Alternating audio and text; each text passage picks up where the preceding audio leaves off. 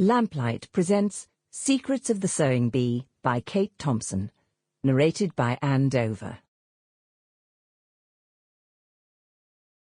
Prologue. Winter, 1914. As dawn broke, a pale winter light filtered through the high windows, seeping into the white-tiled sanatorium. Every part of her felt as if it was on fire, and her limbs, jerky and uncoordinated, twitched violently beneath the leather constraints that bound her to the rusty iron bed. The slightest touch left the girl in agony. Even the weight of the bedsheets against her skin was a pain that could not be borne, so much so that her physician had ordered that they be suspended over her body in a bed cradle. 6 weeks she had lain like this, unable even to move her head without volts of hot pain slicing through her, day following torturous night. Apart from her mother's fortnightly visits, she had scarcely seen a soul, her loneliness sharpening her suffering.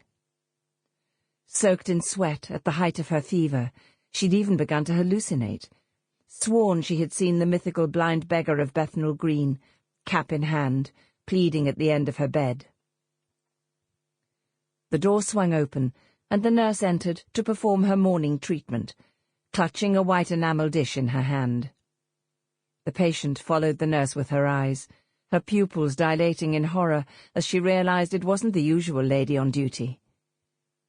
The younger nurse, with the soft, wavy hair and delicate hands, always performed her treatments slowly, gently, and rhythmically, so as to impose minimum suffering, and took time to carefully feed her spiced barley water and beef tea afterwards. The sour-faced nurse marching towards her now with a heavy step and florid cheeks possessed neither her deftness nor her compassion. "Now then, young lady, don't start with a trembling lip," she ordered.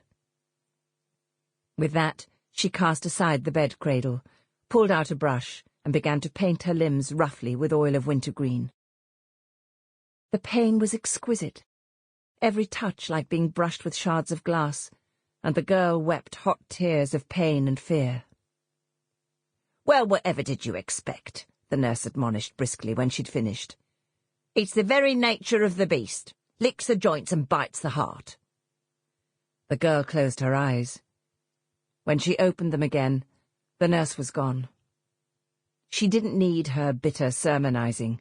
She was all too familiar with her disease. Sample complete. Ready to continue?